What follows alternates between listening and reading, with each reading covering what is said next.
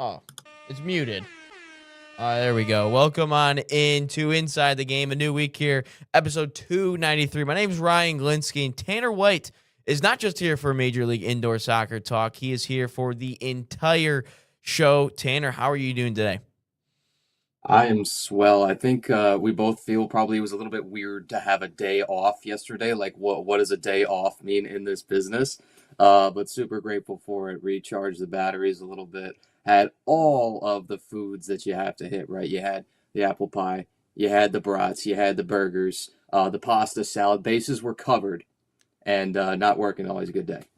Yeah, it was a great day for me as well yesterday. I'm a little burnt from being out on the water. Fabi and Dave both in the chat here early. What's going on to you? Dave, afternoon all. Well, he's from Scotland, Tanner. So it's afternoon to him, morning to us here in Michigan. And Fabian talking about a whole bunch of Argentina stuff, which we will get into, and Lamine Yamal stuff. We will get into those guys a little bit later. I did see that Real Madrid does not have a Real Madrid, or Spain does not have a Real Madrid player for like the first time ever. So we will get into that. Nate will join us again tomorrow. He is somewhere in, I don't know where. He's in the woods, lost in the woods somewhere. I don't know where he is. I don't know. But yeah, no. I was on the Undisclosed boat all day location. yesterday. I had a chance to. I didn't have actually brats or anything like that. I had chicken tacos because out on the water. What's nice about being out on Lake St. Clair is there's restaurants that are accessible by boat. Sure. So you just go into wherever you really want to go and park the boat and then hop into the restaurant. And then guess what? You just hop on the boat and go back out. So, yeah, no, that's what I did. I got a little burnt from it. So that's why I'm glad the lights aren't really on. So you can't see my burnt face, but you'll see it tomorrow in my AC Connecticut game. But speaking of USL, 2 and USLW. Tanner and I had an opportunity to do a couple of games this weekend. You and I both did USLW Game of the Week, Minnesota Aurora versus Raleigh Madison. That was a great game. You also did another game yesterday. What was your thoughts on the Minnesota Raleigh Madison game? Dude, how many times did I have to hit on it during that game? That Minnesota team is who we think they are. And what did I say as we were kind of rolling out with that one? The outro was these two words hold a lot of weight. Undefeated all time. They have still never lost a regular season match. That Minnesota team, I mean, they get you from everywhere all the time. Their ball striking is as elite as we've seen this year. They have every reason to think that they're going to get over that hump. How many times did we hit on that during the game A too? As lot. well, their regular season is unbelievable. Their numbers are just video game, and then when they get all the way down the postseason, they haven't gotten there yet. They haven't gotten to that promised land. It's still shocking to a degree when you watch this year and you're just like, I don't see a hole in this team. I don't see a problem that they've got because they spent way too much time in that attacking third for comfort for Raleigh Madison. And boy, if you're again closing your eyes and you're throwing a dart, you're saying, okay, who's my championship favorites? Well, Utah last year, you know what Utah did, just tearing everybody apart. But man, it seems they've got to be one of the championship favorites right now again. Yeah, I would agree with that. They've looked really strong in the early goings. Haven't given up a goal. I actually dug a little bit deeper because on Friday, Nate and I talked about the game, previewing both USL2, USLW games, where they haven't lost in 4 years, regular season games, and I actually dug a little bit deeper in his stats. Only given up 29 goals in all competitions in the last 4 years. That stat continues to remain the same because they haven't given up a goal yet in the last 2 games. So, I mean, Ai Kitagawa was unbelievable. I thought she really stirred, or she was a straw that stirred the drink for them. They were unbelievable. They were really good in that one. And then you had a chance to do, and then Raleigh Madison. I thought the crowd was phenomenal there. First ever home game ever in their club's history. And yeah, no, great game. You mentioned you did one yesterday or Sunday, I think, rather. You did one Sunday or Monday? Yeah, Sunday again. I was happy to have yesterday truly off. Oh, That my was bad, that my was bad, my a bad. foreign concept to me. Yeah. So on Sunday, I also had some Lone Star action, and San Antonio. They've got the USL Championship Club, right? It was kind of a middling club last year. I think they were sixth in their conference, and they add the USL League Two side for this year. You know, unsurprisingly, San Antonio FC2. They played an absolute banger. they had a 4-3 match that was just all up, down, and around, super, super fast pace against Hill Country Lobos. And I mean, there was so many times within 5 seconds of a counter starting, you're just like, oh my goodness, like somebody's staring down the keeper and just something crazy is going to happen. All the goals were bangers in their own ways. And San Antonio taking that one with their first win for their USL League Two history, and was just really enjoying that one. I've got San Antonio for most of the season. Excited about them continuing to figure it out for year one. There's a handful of teams in the Lone Star who, might challenge. Lone Star SC itself, right, is a solid club. San Antonio is probably going to be sort of the middling club, but figure it out going forward, and then feed that championship side. And then I keep talking about it every single game that comes up is the USL Premier.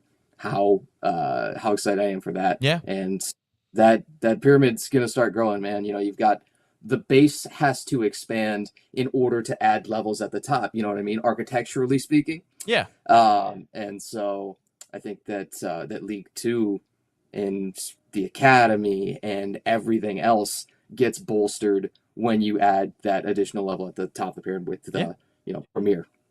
Maybe we get into that too a little bit today. A little promotion, relegation. Of course, USL will be introducing that here in a couple of years or so if it continues to pass. But again, USL 2, USLW action on Sports Engine Play. Obviously, we'll get back into action tonight. Actually, tomorrow a busy day for us here at the Premier Media Group as we have too many broadcasts, I think.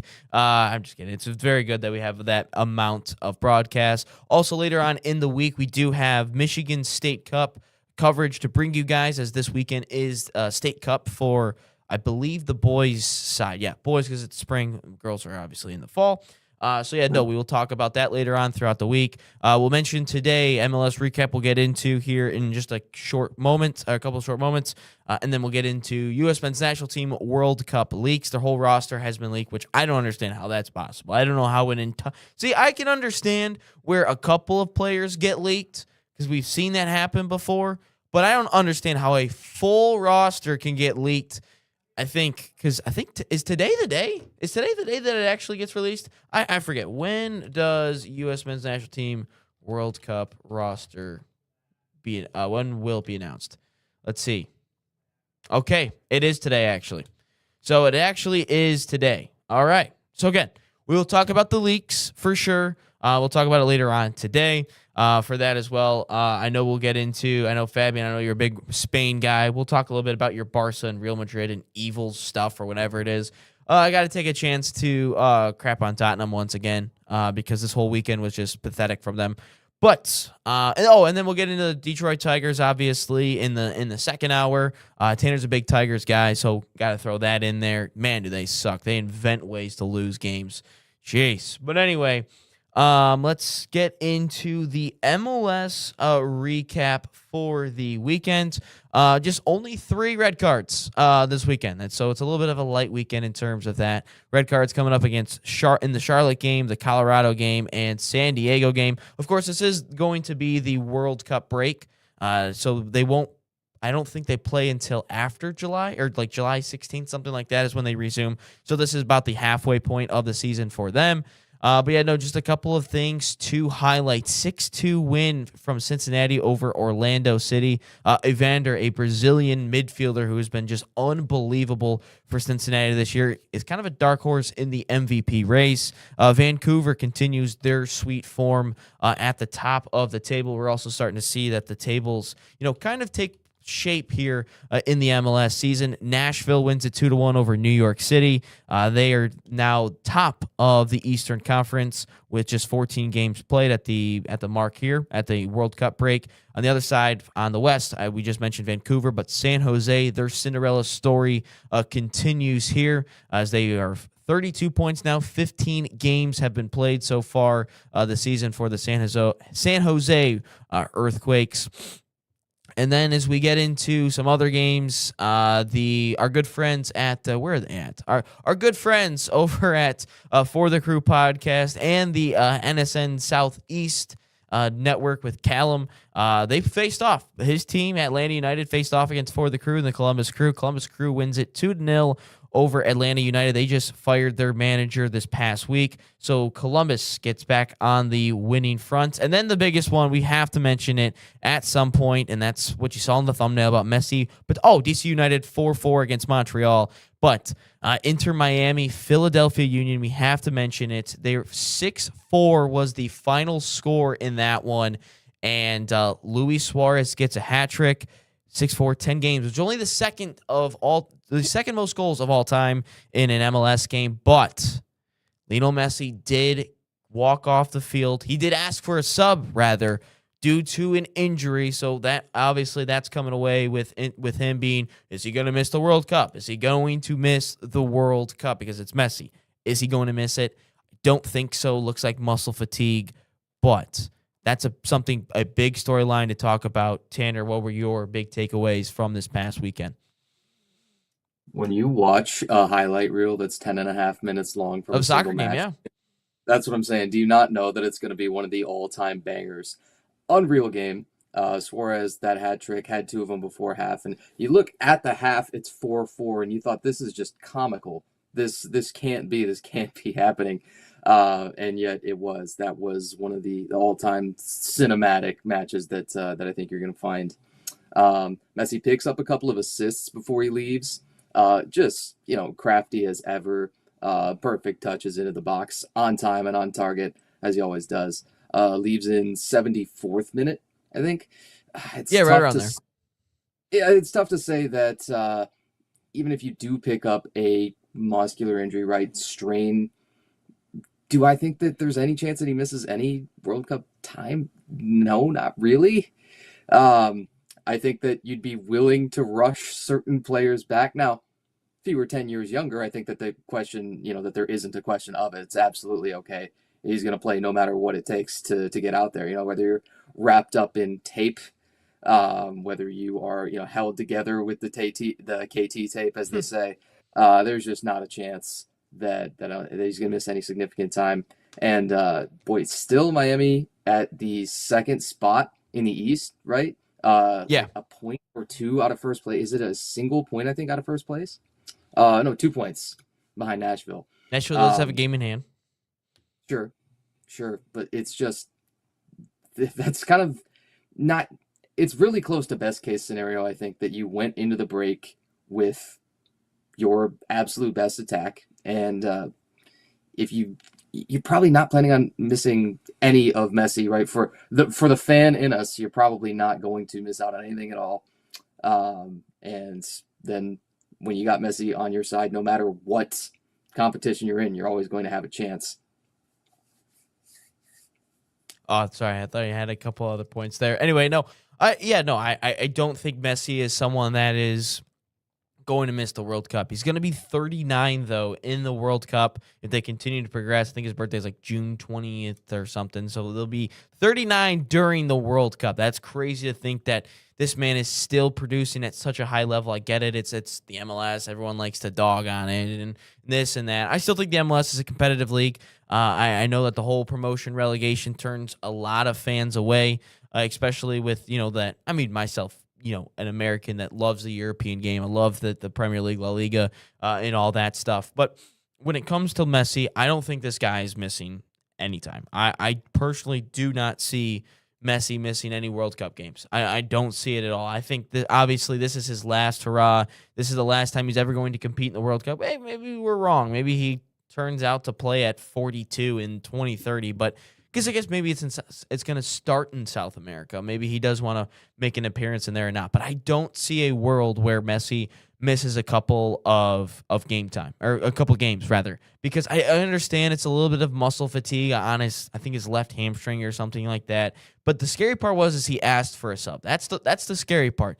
If he just got subbed off by the manager and then, went in to just get checked, I think it'd be a little bit different. But he asked for himself to get subbed off. So there had to have been something wrong with him. And I don't think Messi's that type of player to, don't want. I want to come out of this game. No, I don't think Messi is that type of player. I don't think he would have just asked for a sub to be out. But that is something to monitor as we get closer and closer to the World Cup. I think we're under a month now. So I think we're under 30 days to get into the World Cup.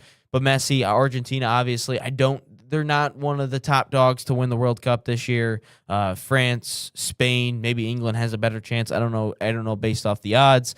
But yeah, no, I don't see a world where Messi's going to miss this World Cup, especially, it being in America where he plays currently, and, his family obviously is here in the States. But I don't see a world where this man, Messi, the best player of all time, I wouldn't say maybe in the world right now, but the best player of all time misses another World Cup just because of a slight muscle injury. And then the best part about this World Cup is this is going to be the last dance, I would imagine, because everyone kind of said it last time, but I think it's the last dance of Messi, Ronaldo, Neymar, all those types of players, and it's going to be a little bittersweet because you're finally going to see the players that I grew up watching. All right, it's almost like the NFL quarterbacks that are finally starting to retire, like the Tom Brady's, the Matt Stafford, the Big Bens, all those guys that you grew up watching are all now just slowly going by the wayside. Dave, 17 days until the World Cup. Man, 17 days? Man, this thing is coming up fast. And we still have a Champions League final before that. More on that as the week continues to progress. But, no, that's interesting. 17 days. That is crazy to me. But, yeah, anyway, I don't think Messi misses any time. I know, Tanner, Nate and I have been doing predictions for the World Cup. This is your first time on to not talk about Major League Indoor Soccer. What are some of your let's do this. World Cup winner. Who do you have a World Cup winner? And then who is a dark horse that could win the World Cup? Something, the hilarious part is I was just reading an article, AI picking a winner, right? Mm-hmm. AI has pretty decent analytical power nowadays, whether we want to admit it does. or not, right? Whether we want to believe it or not. Yeah, so you can look at a lot of the numbers that even it uses to determine its choices, right? Across the many different, pick your AI poison, which is really easy to do nowadays. I think probably the number one most common AI pick that you'd see, I think it's France. France is going to be loaded. Did anybody not know that coming in? Fabian would agree with you. All right. He's been saying France for months. And see, whenever you hit on that pick that was months earlier, you have to let everybody know about it. Yeah. You know what I mean? Yeah, exactly. I agree. Well, actually, I agree. I was the first one to ever pick, and I tried to tell you guys, and no one wanted to listen. I think we've all been there at some point with something that, whether it was a maybe easier pick like this, or whether it was something a little bit less probable, right? I think we've all been there at some point with I hit on this pick, and you guys should have known. Okay. Dark horse was the next question, right? Yeah. Boy. Well, I'd love to hear from you. My first thought is Spain could still be up there, even with the strange Real Madrid omission, right, from the entire Spain roster. Do you ever strongly count out Germany? I don't know. No, I don't think you can count out Germany. I mean, they're just not what they used to be. So that's a little bit hard because obviously 2014 they were everyone picked them. They were so good. Obviously now they're a little bit on the outside looking in personally. Fabian says Japan as a dark horse. I will agree with that. I think Japan could be a dark horse. If anyone has never watched the way Japan train their youth, you should do that because it's unbelievable the way that they train their youth. They're miles ahead of us. No, Scotland is definitely not a dark horse, Dave. They're not going to become a dark horse. Hopefully they don't come home too soon, Dave. Hopefully they don't come home too soon. I can't believe they made a song after that. I would say personally, I don't really count Germany as being a World Cup contender. I think they're like a semifinal ceiling team, just based on their talent. But I would say my dark horse personally is Portugal, because right now, if you look at the odds, they're six. Germany seven. Germany seventh in terms of the odds. Portugal is sixth in terms of the odds. It goes France, Spain, England, Brazil. Don't know why Brazil's up there. Argentina. I don't even know why Argentina's really up there. And maybe because they just obviously won it. I don't even know why England's up there. England doesn't win anything. And then Portugal, obviously, number six. I would go Portugal sixth, personally. I think their midfield, their trio is unbelievable. Vitinha, I love Vitinha so much. And then I think defensively, they're very sound. Offensively, they have options. The only issue I see with Portugal is the Ronaldo sideshow. That is the only thing I see with Portugal is the Ronaldo sideshow. But yeah, no. Portugal is my dark horse. Anyone but England. That's another underrated point, Dave. If England were to win the World Cup on our home soil, I think I would just quit watching soccer. I would personally quit because I cannot personally have England win a World Cup on American soil. I can't have that. I cannot have England win it. There's like certain countries where, like if Brazil, for instance, if Argentina were to win the 2014 World Cup instead of Germany, I would hate that as a Brazilian fan because our arch rival won a championship, won the most luxurious prize in all of soccer on our home soil. I can't have that. And especially with, America's history and England's history after, we put BTA in 1776 and all the other things. I can't have that. It's like, so you still harbor the grudge from way back when? Probably. We kind of destroyed them multiple times and saved them a couple of times as well. If we're looking at history, we also saved them a couple of times. It's almost like the Knicks. I can't have the Knicks win. More on the Knicks later, but I can't have the Knicks win. I can't. Like, there's certain teams that I can't have win championships. The Yankees, can't have the Knicks. I can't have Manchester United. I can't have Tottenham, obviously. And when it comes to the World Cup, I can't have England win.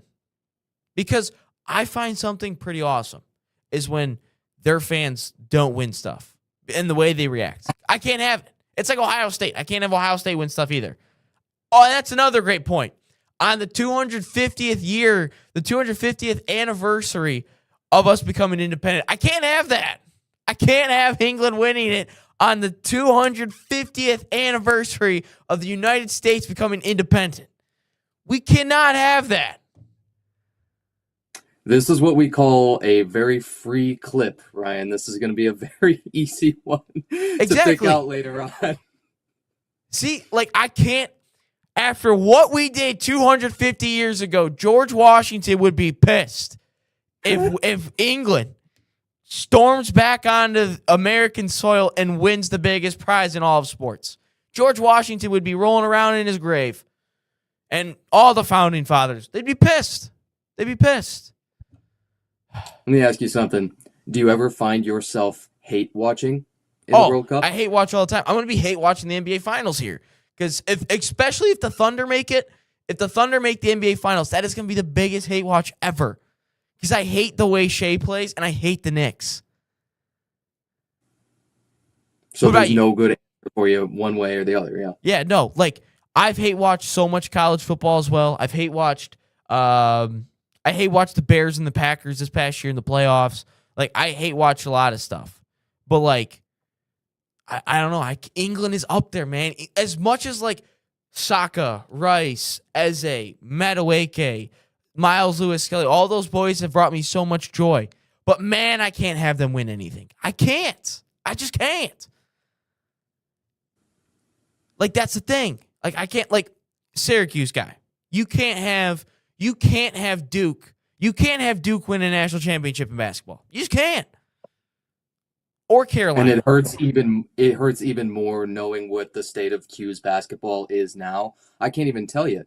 As a guy that's been on campus, right, and who's been in Lally and who's been in the Dome, there is just not the same enthusiasm anymore. There's not the same hope, even with Kiyan Anthony there, dude. Yeah. Carmelo's got his name on the buildings at this place, and Kiyan wasn't who he was supposed to be yet for this year, right, as a freshman. One hopes that he'll stick around, maybe not for the full 4 years, because that's just not how college sports really works anymore. But maybe he turns it around and becomes the son of Carmelo Anthony, but on the court, right? Like what you might expect. Yeah, when you're a program that's down in the dumps and you needed a guy like that to kind of be the savior, hurts. But of course, yeah, you couldn't. You'd be just gutted to see, like you mentioned, a North Carolina chip, that kind of thing. Baco in the chat says, root for Iraq, a very diverse team, backgrounds from all over, players of ancient descent like Assyrian and Chaldean. I don't think Iraq's winning, or Iraq is winning. I don't know. I know some people have a correct pronunciation for Iraq and Iran. No, I don't see Iraq winning. I also don't think that they are going to get very far. I know I have the World Cup group up here somewhere. All right, let's see. Let's see where they're even at. Where is Iraq? What group are they even in? You see it? Oh, they're with France. Okay, Iraq's not even making it out of the group. Oh my God, they've got the best third place team, most likely coming out of it, and they have the World Cup favorites, the Iraq's not even getting out of it. They're not even gonna get out of the group in all this, Baco. They are gonna get smashed by France, Senegal, and Norway. So, and then obviously with the third place teams now getting in to the knockouts, I don't see a path where Iraq even sniffs making the knockouts. But anyway, that was a lot longer. Basically, moral of the story is England can't win a World Cup, especially on American soil. We will step aside here for a quick break. We will talk about where do you want to go? U.S. men's national team World Cup leaks, or you want to go somewhere else? I know I want to say excited. You're incensed kind of about the leaks, and you're a little puzzled. So that makes sense. All right, so we will have U.S. men's national team World Cup leak roster obviously announced today. We'll have the leaks shortly after this as we step aside as you're watching Inside the Game 293.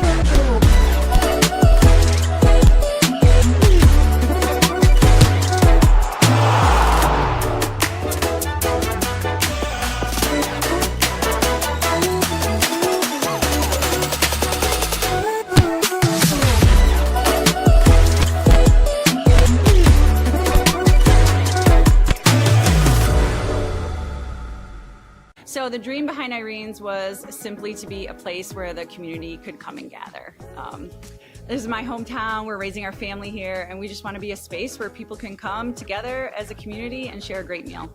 We've got golf simulators, we got pinball, live music, trivia nights, but we also have fresh, always homemade, locally sourced food, and we serve it with a sense of Gemütlichkeit. This is a German word that conveys a sense of warmth and coziness and belonging. We're excited to show off how we're growing and that this is the place to be. All right, welcome back Inside the Game 293. My name's Ryan Glinsky, Tanner White, also with us here today. No, I did see Fabian. He says, I honestly like this show a lot. Well, we like you a lot, Fabian. We appreciate you. I did see your son's final game of the season clip. I'll throw that up tomorrow. It's been a hectic morning here today, and especially off yesterday. I was just all over the place and not on my phone, which is a good thing. It was a good thing. I bet you my screen time was probably like 2 hours yesterday. So I was very impressed with myself. So, I will get into full things. We will throw it up on the show tomorrow to start it for 294. But no, I did see it. But anyway, let's get into World Cup leaks. Again, these are leaks. This is not the official thing. I know some people like to, twist people's words around and say this is the actual thing. There's Tanner, there was one time in January. I just said I'll let that slide, by the way. What'd you say? That I'll let that one slide. By the way. Yeah, Archie, no, and I'm used to saying Nate on the podcast, so my apologies, Tanner. Tanner, there was one time in January where I said, all I said is there was a report out there that Messi could go to Liverpool. I just said there was a report out there that said he could go there, and everyone flipped. I go, this is not a take from me. This is just a rumor that I just want to report. I just want to say this, but they're like, "Oh my God, that could not happen at all. That just can't happen at all." Maybe I'll ask John if I could do a World Cup roster reveal watch party. I don't know. Maybe we'll do that today. I don't know. Maybe we'll just ask him here. But these are just leaks. This is not a real thing. This is not a real thing yet. It's not official. But anyway. Let's get into, obviously, yes, Diego Luna. That is a big storyline there, Fabian. But let's just get into the goalkeepers and the defenders. Goalkeepers, really nothing. Chris Brady, Matt Freese, Matt Turner. There's really not much to talk about there. Defenders, though, Arston, Serginho Dest, Alex Freeman, Mark McKenzie, Tim Ream, Chris Richards, Anthony Robinson, Miles Robinson, Joe Scally, and Dave's favorite team, Austin Trusty of Celtic. That's I know, Dave, that's your favorite team. If you're still in the chat, I know it's your favorite. Obviously, being a Rangers fan. But Tanner, when I look at this, there's just a couple of notable things when it comes to the defensive side of things. No Noah Kai Banks at all. Obviously, there was rumored that he might not even be with the U.S. men's national team. But Noah Kai Banks is something big. Tim Ream obviously being there. When it comes to the center backs, I don't like him being there. I like him being on the roster as just a player. Personally, I just like him being there as a locker room guy. But when it comes to being out there, I just can't have Tim Ream. I think he's just old. But no, I don't think there's much controversy here, as we will get into the attackers and midfielders. But I mean, for the most part, I think it's just Noah Kai Banks not being there. But what are your takeaways? 10 defenders. It is kind of a big number, and so you can do the math and say, well, gonna be a little bit thinner in the midfield, meaning is it going to look a little bit different than it's ever been before or in recent times is what jumps out to me first. Yeah, I think with the defenders, because I mean, obviously the way that they want to play with three at the back, 5 at the back, whatever you want to call it, based on the wing backs. No, I do think that is a big number in terms of defenders. I think that is something that they've been harping on since Pochettino has gotten there. But I just think the big thing is Noah Kai Banks. That's a player that we need to have on the roster, and he's just not going to choose us, which sucks because we need him, and we don't have really good center backs. It's really annoying. But hey, anyway, let's get into the first goal conceded. Are you going to say that and be shouting that at your screen too? It depends how the goal happens, but probably. No, Fabian Vieira is not good. Fabian Vieira is trash. Are you talking about the Arsenal player? Yeah, no. Fabian Vieira is trash. But anyway, this is the controversy right here. This is where all the controversy starts to happen.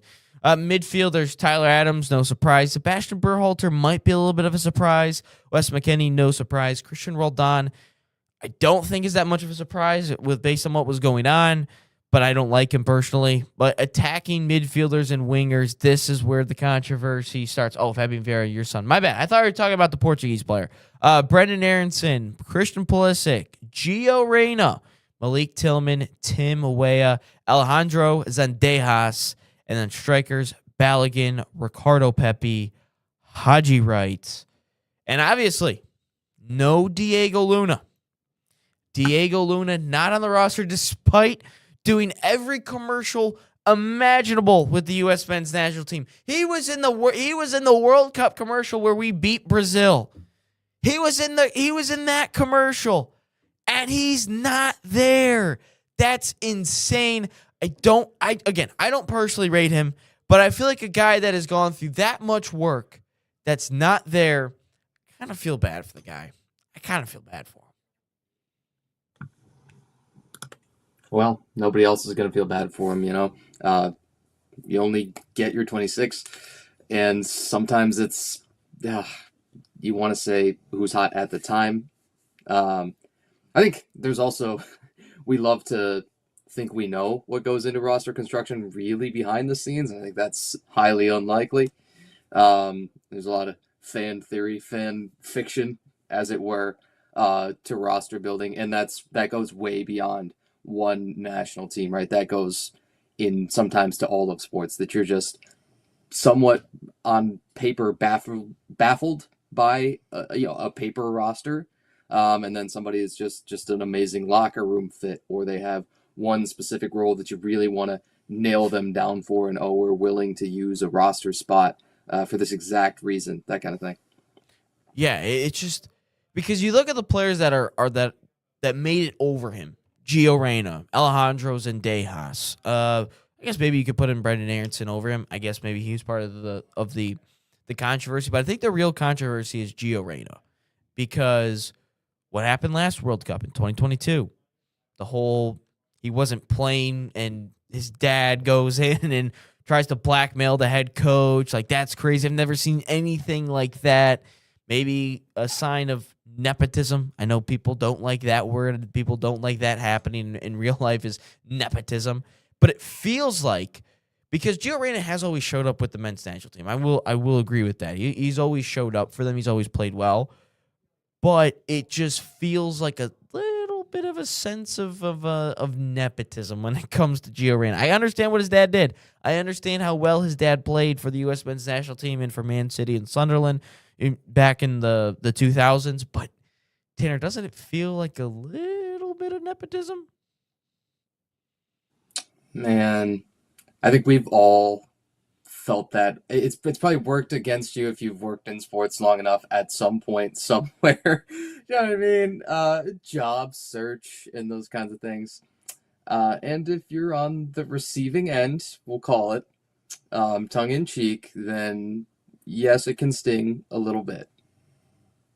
It just, I feel bad for the guy because he's done so much. Like, you can't have a guy go through all the commercials and do all the promos and do all the hype, and they're like at the last second, nah, man, you're off the team. Like, that's just crazy to me, man.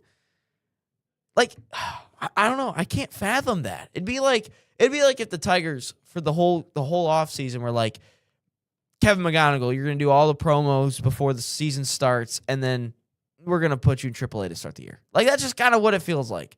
But that didn't happen, obviously. Maybe like the sense of Max Clark. Maybe that's where it goes that way. But I don't know. Like, it's just, I don't know. I don't like it. I mean, again, I don't like the guy personally in terms of playing wise, but he could have made the team over Alejandro Zendejas. He could have done that. I know Zendejas scored a goal against Japan, but Zendejas, I know we posted that goal on social media. That goal went crazy on the TikTok. That was like 15K plus. At the time, we had like 500 followers. So that was an insane video for us back in the day. But I just think when it comes to Alejandro Zendejas and Diego Luna, I feel like I got to take Diego Luna. And then we talk about with this team, the biggest knock on this team, this current generation, is the fact that they're soft. And I don't think Diego Luna is one of those soft players. I mean, I know Nate loves the photo and the video of the bloody nose. And it's like, Nate, I've played with a bloody nose before. I've had that before. That doesn't make me tough, but I've played with the bloody nose on the soccer field before. I didn't come out of the game. Does that make me tough? No, not really. But this is a guy that, maybe he's a good glue guy. Maybe he's a good guy that comes off the bench, or maybe he just had a falling out or something. We don't know off the scenes. But I just feel bad for a guy like this that has played when no one else was playing and all that. What if Diego Luna gets on board and actually does all the scoring for Team USA? What will everyone say then? He'll be a hero if he does that then. If Diego Luna shows up and does everything, he will be a hero. That's what I would say. And besides the scoring, and does he assist and does the assists as well? Not really. I don't think Luna does much of the assists. But yeah. Oh, and there's another thing. Where's my young player that should be on the roster? Where is my young player? We don't have that. I better see that here today. Again, these are all just leaks. These are just leaks. We don't know if it's official yet. And we will find this out. Oh, and Tanner, I have another question for you, because this is what I've also heard. That these guys were emailed that they got the roster spot. These guys were not actually, because Did you see how Team USA Hockey was how they knew that there was a roster spot? Did you see that at all back in January or December, whatever it was? Did you see how that happened? I did not. So anyway, the team just they called. The coach called every player personally, right? These guys got an email. Don't you feel like as a member, again, some countries do it differently, but it feels like you should get like a call from a coach and be like, "Congratulations, you're on the roster." Like, shouldn't you feel that a little bit? Shouldn't you? You're talking a little bit more personal. Yeah, instead of an email. Like, shouldn't you get a call or something? Not an email from the federation. Hey, man, congratulations! All your hard work and your biggest dream is about to happen. You're on the World Cup roster. Or am I just reading too much into it? Would I personally want a little something more? Probably. Okay. If it's a real form letter where, I mean, you just slot in you Mad Lib in the guy's name, then that would sting a little. Yeah. Insert name here if they leave that Chat in. GPT email. Yeah, right. Yeah. Then yeah, you might start to think, is that a smart leadership decision? Does that show leadership's investment in us? And then the controversy creates itself out of that, and then the moment that anybody else hears about it, that catches on like wildfire. I wouldn't be thrilled with it. That's for sure. Okay. All right. I was just making sure because, like, I feel like something as big as the World Cup and you just get a Chat GPT email from the Federation. Yeah, man. Congratulations. You're on the World Cup roster. But I don't know. Maybe I'm reading it too much. But anyway, I don't even think I talked about the strikers. But Balogun is on the roster. Ricardo Pepi, Haji Wright. I feel like we could have replaced maybe Alejandro Zendejas with a guy like, I don't know, Julian Hall, maybe a Xavier Gaza, maybe a Kevin Sullivan. I would have liked to see at least a young player get a shout here. But again, it's a World Cup roster. Everyone's going to complain. I've seen the England outcry for their roster, and I thought that was hilarious. The amount of people were crying and, upset about that roster. But any last thoughts here about the U.S. men's national team World Cup roster leaks? Does it give you any further hope? Does it give you any further? I think that's the thing that hurts just a tiny bit. Is does this shift the odds line? Does this shift the goal line for your opening match? Like, yeah. So, well, that was bad voice crack. So I would say that was a horrible voice crack. That was like Sean McDonough's voice crack. Because you're a Michigan State guy, aren't you? Well, yes, I know exactly. So you know exactly what I'm talking about. Man, that was pain. That was painful. Trouble with the snap. Jesus, that was horrible. But if I'm being honest, Tanner, because Nate and I have talked about this many times, and our commenters have said this. Does one player for the U.S. men's national team move the needle for anyone, or for like the ceiling of this team? I don't really see it. Like, again, I was thinking about this on Sunday when it came to the Premier League, because I'm thinking to myself, I've had a very stressful spring because I've had Michigan basketball making runs to the national championships, and even though they put on BTA besides the last game of the tournament, the national championship game, but for the most part leading up, I'm nervous about everything, like everything that could go wrong. Then obviously Arsenal's in the title race, the Pistons are in the playoffs, and then my beer league softball team, like I'm nervous. Most importantly. That's the most important one to be nervous about, obviously. Absolutely. But when it comes to the U.S. men's national team, I'm not nervous because I don't really have high expectations. Like the other teams, I've had so many high expectations for. Obviously, my beer league softball team because we're amazing. I don't even know our record. But you said you went 4 for 5 your last game out, didn't you? I did. You're Well, the last two. So I just combined the last because we play double headers. So I just do the 2 games. I went 4 for 5. Caught a couple fly balls. I think the Tigers should sign me up. We need an outfielder out there. I could do the job of Wensil Perez. Probably have a higher on base percentage as well than Wensil. But when it comes to the USA, I don't think that there's a player that makes or breaks us. Like maybe Pulisic, maybe McKennie, but That was my thought, is if you truly take Pulisic off and everything that he offers on and off the pitch is that becomes an issue, I think it's tough to find a better leader. And so anybody else, yeah, I'm kind of with you. it just feels like that it you there's not one player that makes or breaks us. Like if I were to put the USA hockey team and you take off a guy like Austin Matthews or a guy like Hellebuck, that might make or break the difference of us winning a gold medal or not. Then I look at the USA basketball team, not having LeBron or Curry out there. That hurts us because that's the difference of winning a gold medal or not. But if I were to take Pulisic instead of making the round of 16 or maybe the quarterfinals, we make the round of 16 or the round of 32, I guess.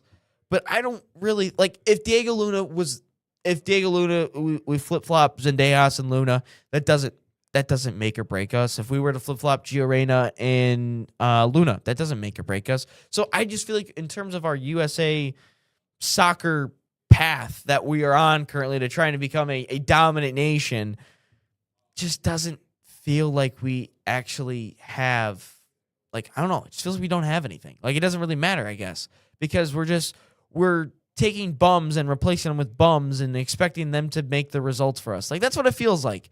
Like, the team isn't good, guys. The team is not that good. So that's just something that I was seeing. But yeah, no. But we will step aside here for another quick break. I think we'll just make fun of Tottenham because, man, were they just painful to watch on the weekend. Again, I'll probably give you a couple more Arsenal thoughts. They are still somehow in a Champions League final after all that I've been through. They are still somehow in a Champions League final. I don't know how that's possible. And then after that, we will get into Tigers, Knicks, Pistons, Lions. I don't know. But at least the Tigers for sure. Probably the Knicks for sure because they just made the NBA Finals for the first time in 27 years. I find that hilarious, or 25 years, whatever it is. I find that absolutely hilarious. But more Inside the Game 293 after this break. Experience the thrill of the game like never before with NSN's Game Rewind. Dive into full match commentaries enhanced with cutting-edge dynamic graphics, letting you relive the highs and lows of your favorite matches in astonishing detail. Whether it's a championship win or a legendary play, NSN Game Rewind bridges the past and future with a broadcast experience designed to captivate. Call 586-304-4405 and start watching today.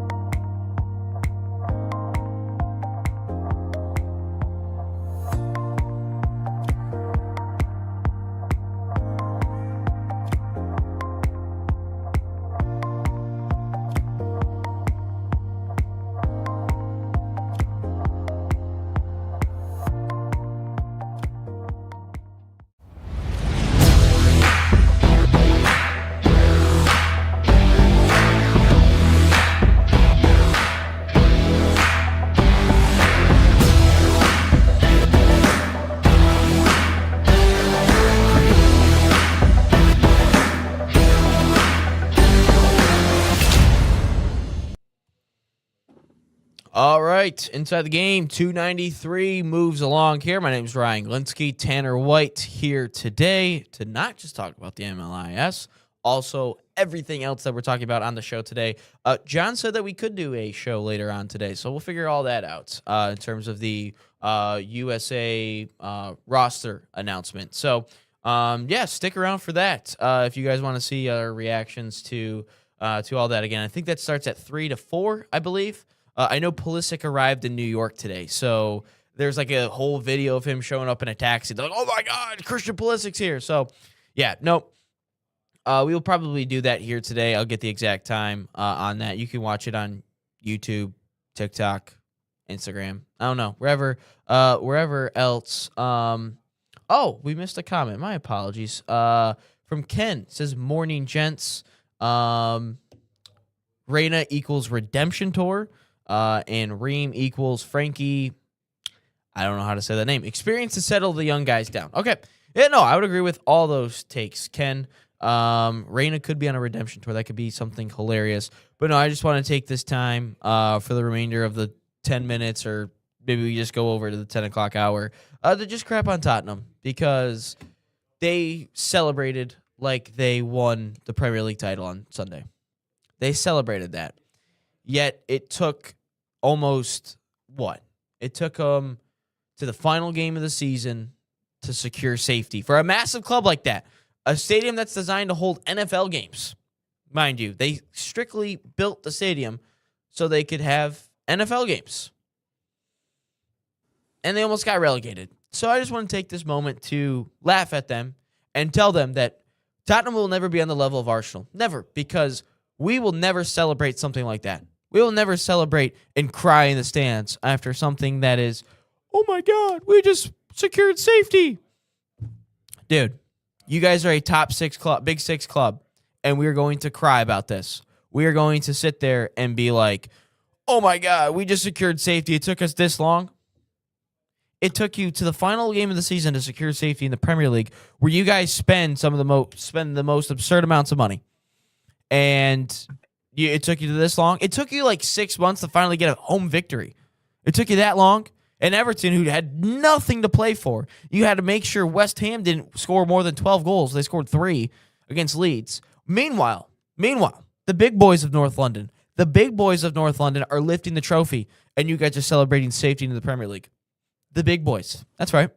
The big boys, that is Arsenal, celebrating the Premier League trophy. Seeing Bukayo Saka, which I did not want to win the Premier League without him. Meanwhile, that guy is orchestrating the crowd of songs and chants and lifting the Premier League trophy. You guys are sitting there celebrating, 17th place? 17th! And you guys finished, 15th last year? Don't ever compare that club to my club. Never compare them. Because it's night and day. We celebrate league championships. We're upset for finishing second place 3 straight years. We used to be satisfied with finishing 4th. Now that's no longer the case. But I just want to sit there. I don't know what team in the world that is a power in the league would celebrate finishing 17th. And then you have fans crying. You have De Zerbi running around like he just won something. You have Vicario crying. You have Paulinho crying. Meanwhile, we are lifting stuff. Small club. Tanner, I think we've really created some good clips here today. I really think we have. This is going to be... But farming, it's so easy. It'd be like, I don't even know what I could compare it to in terms of American sports. I could. It'd be like if Michigan celebrated just making a bowl game at 6-6. They come down to the final game of the season would be happy because that would mean they beat Ohio State. But they'd be happy celebrating 6 wins. Like, that's what this feels like in terms of college football. Because I don't know what team in the world would celebrate like doing just the bare minimum. Can you tell me one? Because I can't. Would it be like if Syracuse basketball celebrated just making the tournament? Which I think McNamara is a good head coach. I do want to point that out there. But what team in America would celebrate doing the bare minimum? How about White Sox at 500? Okay, that might be a good one. That might be a good one. The White Sox have been horrible for the last 4 years. Here's the thing. That could actually happen right now, right? If you go 60% within the AL Central, unironically, that could happen. You could be under 500 against everybody else. You can play in what's clearly has been and will be the worst division in baseball and win 60% of your games and somewhat magically end up at 500. I just looked up at the standings. We are so bad. It's pitiful. We'll get into more of that. It doesn't even sound right. We'll get into more of that after this. But man, like I don't know. I can't celebrate the bare minimum, man. Like I can't. It'd be like if if Michigan basketball just made the NCAA tournament. Like we just made it. Let's celebrate it. It's almost like what Michigan State was doing in like 2021 and 2022 in terms of making the NCAA tournament. Like, oh, we just made it. Like, guys, you guys should be wanting more. You guys should be wanting. You have Mr. March. You guys should be wanting to win a championship, make a Final Four. And you guys are just celebrating to keep the streak alive. Like just scraping into the playoffs. No, I ain't doing that. And I look at Tottenham on the other side, who just won a European trophy a year ago, scraped by promotion. And they're like, oh my God, it's unbelievable. This season's been so difficult. Well, you put yourself there. You didn't sign the right players. You put your players in bad spots. They're not tough. They're not good. Which Kolo Muani's had an unbelievable fall off since 2022. He almost won the World Cup for France, and now he's barely scraping by in the Premier League. Like that's an insane drop off. Insane drop off. But like I can't get behind celebrating. I can't get behind celebrating the bare minimum. Tanner, I just can't. Because is there any you're a powerlifting guy, obviously. Would you I don't know how much you bench. How much do you bench? 330, 331-ish. 331. Okay. So would you be happy if you go into a lift one day and you're like, man, I'm just happy that I benched 225? No. Exactly. Not at all. Unless you probably did it for at that point. 40 reps. But you don't because 225 I feel like for the powerlifting community is like the bare minimum, right? You never want to say that. It's all relative. You have, there's a reason why we have so many different weight classes and age divisions and male and female records separated. But among male competitors, is that kind of an expectation? Roughly. So you don't want to do the bare minimum because I can't bench 225. I could do 135 at least. I know that. I think the most I've ever actually benched and tried was 155, but I haven't done that in probably almost a year. I just do dumbbells. I like dumbbell benching better than barbell, but I haven't done. And it probably hasn't affected your life not to be able to do it. No, has not affected my life. I'm not a power lifter, guys. I'm not a power lifter. Tanner's the power lifter here, so he would probably be upset with not benching like 3 45-pound plate or 3 45 plates on each side. I'd be like ecstatic if I did a 45 and a 25. To be honest with you, I feel like I could do that. What's that? 185? Yeah.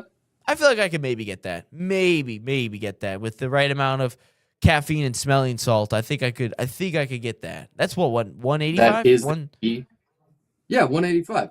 Okay. I think I could get that. Maybe I have to try and that. I fully agree that the salts are for many the secret sauce, unlocking that kind of primal instinct of all right, we're gonna kick it into overdrive. That's what man. That'd be man, I really gotta start benching now. You're making me look bad. You're gonna be like we're like the same height. So like you're benching like how much do you weigh? Obviously not 300 pounds. True. My last competition I weighed in 161.6. Jeez. Definitely walking around heavier than that now. Several weeks ago, Making me look horrible up here. We're like the same height, same weight. And you're benching 300 plus, and I can barely do 155. Man, horrible. But anyway, but no, I just want to take that time, guys, to just crap on Tottenham because they just don't compare to us. They can't compare to the big boys of North London. They're like little brother, just like Michigan State. They're little brother over there in the state of Michigan. They're the little brother in terms of North London. Oh, which by the way, crazy butterfly effect I found out yesterday with Chelsea. A game in 2020 helped decide what current Arsenal and Chelsea is in 2026. That's crazy butterfly effect because of one game on Boxing Day in December of 2020 helps decide 2026 because if Arteta didn't give Saka and Emile Smith-Rowe the run-in that he did and give them the confidence to beat Chelsea back in 2020, and maybe Arteta gets sacked. Maybe he does. But that victory helps the crumble of Chelsea in the Premier League, so Lampard gets fired. They bring in Thomas Tuchel, which gives them a Champions League, which Kai Havertz then won. And then if Arteta's not given that, he continues to win. later on in that year because they were on top 4 form late on in the year, which took them from like 16th to 8th place because we sucked that year. Man, we were garbage. And Arteta keeps his job, continues to keep things rolling, gets his players in, trusts the process, whatever, wins the Premier League, and then Chelsea just continued to crumble. And then obviously that is when Abramovich, that was the year. No, a year later was the year Abramovich had to sell the club because of big political reasons. But that's neither here nor there. So we won't get into that. But yeah, no, I just want to take this time to crap on Tottenham because they deserve it. They're little bro. They're not big bro like Arsenal is in North London.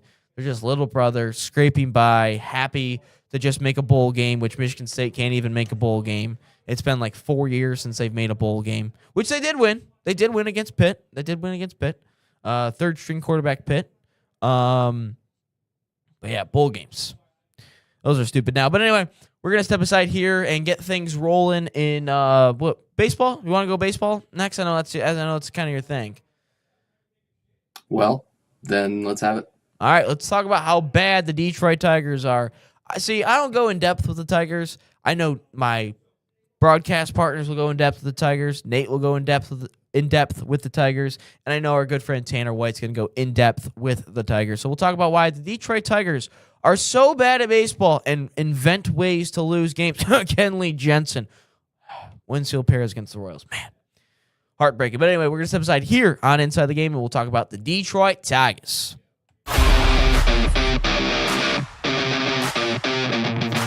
In Barca camp, I sing my song Grown on and off of the field.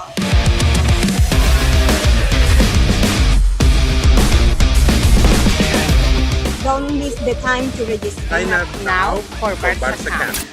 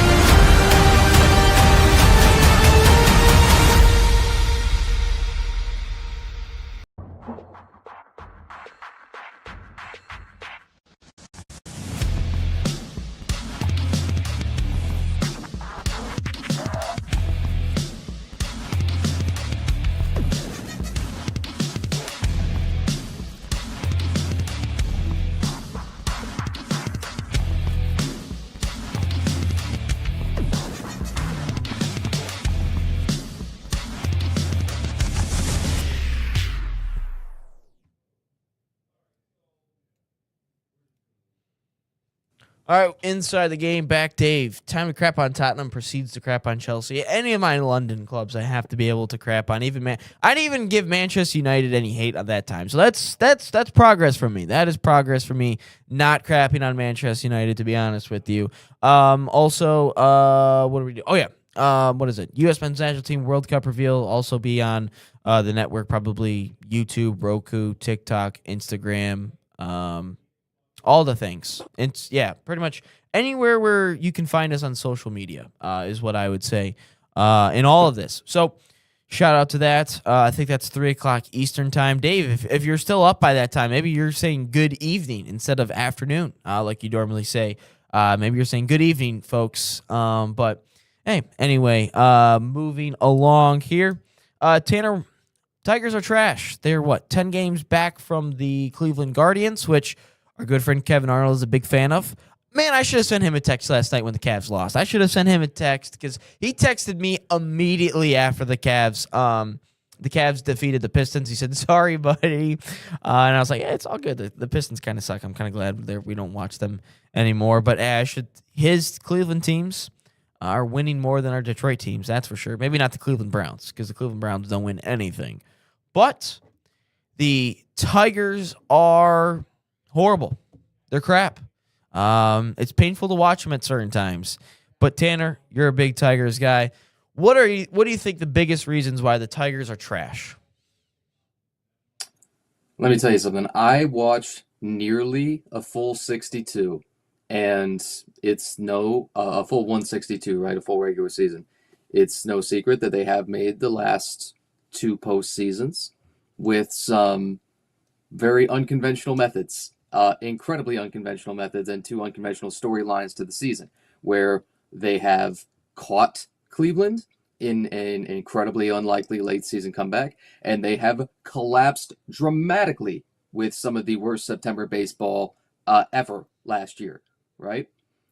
Now, this year, when you look at All-Star break last year, they were the best team in baseball by so many different measures. And this year in May, people are talking about, wow, we need to sell off before the deadline. Wow, we need to, burn the entire thing to the ground and start anew. Skubal's got to be gone now, even while his value is going to clearly be hurt on the open market, no matter how you cut it. Wow, we need to, relegate this club to, AAA. They need to be a AAA club. Yeah, right? And so call up the Toledo Mudhens, come on up. roster. You're a major league team. That's what I'm saying. And so you flip them, right? And then everybody makes that drive to Toledo. For some, that would be a shorter drive, right? Cleveland would be one of them. It becomes an easier bus trip. It'd be easier for them. Absolutely. Man, this year one of the worst situational ball clubs in the entire league in so many different ways. So I've been trying to stay away from looking at too many of the advanced numbers so that I'm not truly upset by it, and I don't think that it's an absolute doomsday situation, but it's awful. One of the ironically more positive numbers is 20th in average with RISP, right? The runners in scoring position number that everybody knows is crucial. You can't hit with RISP. You can't drive in the runs when you absolutely have to have them. That's an issue of all its own. I think they're hitting 240 with RISP, and so it's a handful of points down from league average. You might not think, okay, that doesn't sound so bad. Winless in extra innings this year. Kind of notorious for getting shelled in extra innings this year. You mentioned Kenley Jansen gave up a nuke with a 3-2 lead in the bottom of the 9th inning in the Orioles series that just completed before the Memorial Day weekend wrapped up. That was his 3rd walk-off home run allowed on the year for the 3rd leading saves guy of all time. The other 2 being, Trevor Hoffman and Mariano Rivera are undeniably 2 of the greatest relievers I've ever lived, and there's a reason why they were enshrined first ballot. And boy, Kenley Jansen is along in age, but it doesn't seem as if the stuff is that diminished, and yet he lives in the heart of the plate in crucial situations like that, late in games with a lead, as a closer who should still be able to take the ball every other day, who should still be able to have 70 appearances, and just people are going to say, okay, you might have to send him down, or send everyone down. Well, yeah, at a certain point, right? You laugh about it, you make a joke about it, but something's got to change. This club cannot play situationally. I think 1-run games, they are pushing for the worst record in the league. 5-11 right now in 1-run games. Now, they can't win any games right now, and their expected win-loss is 24-30, so you're only 3 games behind that, as it were. You've lost even more than you're projected to. But the rotation that is on the injured list right now literally reads like an all-star rotation of a few years ago, right? You don't know if you're literally going to get anything from Justin Verlander this season. He's gone on the 60-day IL a while ago, and the one start that he made this year was somewhat terrible. Now, if his hip was really bothering him and he wasn't able to get any bite on his pitches and those kinds of things, and that held him back for that one start, then okay, maybe when he comes back, he does have some sort of juice left in him, because he's had this, 3rd, 4th, 5th career arc a few times. I mean, he's gone through now, I think 2 Tommy Johns. He's 43, right? The oldest active major leaguer. And I think you're right. And it continues to not be willing to give it up. this was like the worst homecoming ever, basically, where I literally give one start, get rocked, and then do the Alex Cobb where you spend the Alex entire Cobb season. didn't even play for us. That's what I'm saying.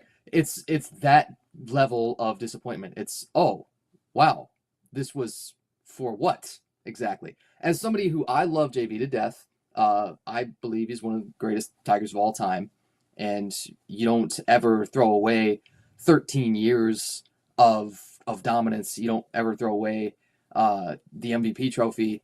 You can't not appreciate what he did for the club. I mean, a transformative pitcher, a first ballot Hall of Famer, over 3,500 innings, over 3,500 strikeouts, is one of the rarest breed of starting pitcher that for so many years took the ball every single fifth day and was so reliable, is now probably at the end of the rope. And again, cost. It's not about the money at that point. It's about opportunity cost of what else you could have done and who else could have been in the rotation. And now joined by, I love Reese Olson, but he might be a guy who maybe he'll never make it at this point because of the way the injuries have stacked up. Jack Flaherty is one of the least consistent starters in the entire major leagues. Yeah, you don't know what Jack Flaherty you're going to get on a night-to-night basis. He might be lights out, or he might be just horrible. Yeah, I still don't believe he's won a game this year. I'd have to look that up real quick. But I know for he started the season 0-5 and has literally Cy Young level ability. He is 0-6 now with a 5.94 ERA. You can't in the major leagues very long doing that unless you are literally the only body left, and that's close to where the team's at right now. Bullpen, you continue to rotate too many names through because you have injuries in the bullpen too. Tyler Holton got an MVP vote 2 years ago as a matchup, a leverage lefty, as a 7 or 8 pitch mix guy. Literally got an MVP vote 2 years ago and could eat up bulk innings too. But when you have a left-handed hitter you needed to target, Tyler Holton was arguably the best pitcher in the entire major leagues to do that 2 years ago. Last year started slipping. This year, very much hittable and not on his spots. Can't control it enough. And it's when they try to use him in leverage spots that they get hurt the most. It's when they try and use him later in games. I'm trying to think of a situation. When you talk about situational ball, right? What does it mean? That means usually, late innings, 7th to 9th to extra innings, right? When you talk about runners in scoring position, that's obviously runners on second or third, especially with 0 or 1 outs. You have to figure out a way to at least have a productive at bat, at least move the runner over, at least something, right? Sack flies, ground balls to the right side, advance the runner. It is stunning to find a team that across all of those situations, with as many good major league players as they have and as many young seemingly stars as they have, that could succeed so little in all of those situational aspects of baseball. With AJ Hinch as manager, who is supposed to be Mr. Matchups, who is supposed to be Mr. Always plays the right card at the right time, and puts the right guy in the right spot. And wow, has it gone to just dramatic failure this year. With almost the same team from last year. Now that team again collapsed in September, and since September of last year, they've arguably been the worst team in baseball. Well, obviously, situational is a good way to explain why that they've just completely lost the plot of what this team is supposed to be, of what this team is built on. Scott Harris was a genius 2 years ago, and even in the first half the of whole last pitching year, chaos, of course, and up to last year at the break, this team was, with almost the exact same roster, nasty. And should Skubal alone, meaning the absence of Skubal alone, explain that? No, not nearly. I think that's one of those where, if you want to talk about was it P value explaining or is it R value?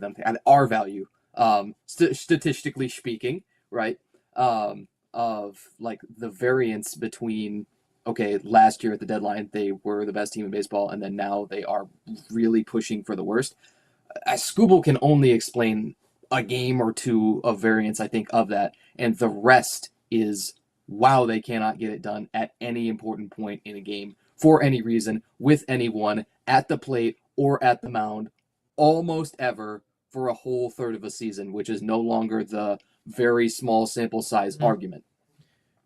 Do you think, though, because, again, I personally, as a Tigers fan myself, the last 2 years, I'm not putting any stock into in the first half of the season, because the first half of the season has taught me nothing. Because last 2 years, we had a 2% chance of making the playoffs. We make it. And we looked horrible by then. We looked horrible that year, but we snuck in and we get through. And then we win a playoff series, get to the divisional, we lose game 5. And then last year, we started off the year so hot, and then we blow a 15-game lead in the division, and then still somehow win a series and then lose in game 5. So are you putting any stock into the first half of the season? Because I'm not. I've said this because, again, I think the division favors you based on how bad it is. But I personally think, Tanner, wake me up when the All-Star break happens, because I feel like once you get some of those guys back, hopefully some situations play out a little bit better. Maybe you make a deal at the deadline and maybe it rejuvenates the team. Because remember, we traded Jack Flaherty 2 years ago and we all thought it was dead, and we still somehow made the playoffs. So I don't know, personally. I personally think when you still have a manager like AJ Hinch and the way the last couple of years have played out, I still have some faith that this team could eventually make the playoffs because of, what the last couple of seasons have brought us, and the fact that we still have AJ Hinch as a manager. So I personally am just not taking any stock in the first half. That's me personally. I could be completely wrong on it all. I will admit when I'm wrong on that, and it probably will be a horrible take when I post it later. But no, personally, I don't put any stock in the first half.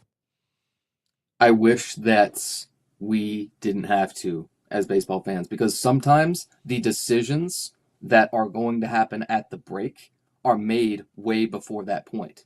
You know what I mean? When you are, 24 White Sox, they could have known literally in April that they were going to be one of the worst teams of all time. And they pushed for the record to be the worst team of all time in 100 plus or 180 plus years of professional baseball. Mm-hmm. And so there were decisions about that team that I guarantee you were made April to early May, as we near the end of May.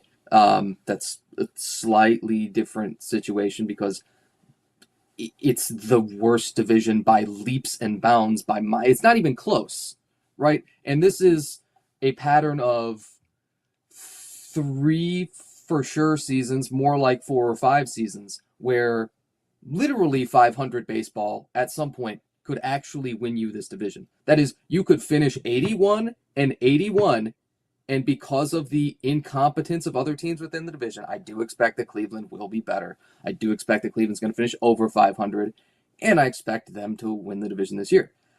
You literally could go 81-81 and win this, though, if everyone were playing as poorly as they are now. If these standings held up, Cleveland is 8 over now, and that feels like 20 games over because of who's catching them, because of who's behind them in the standings. Cleveland picked a good time to get hot right now. And so they don't have to worry about, once we get close to the All-Star break, or once we get close to the deadline.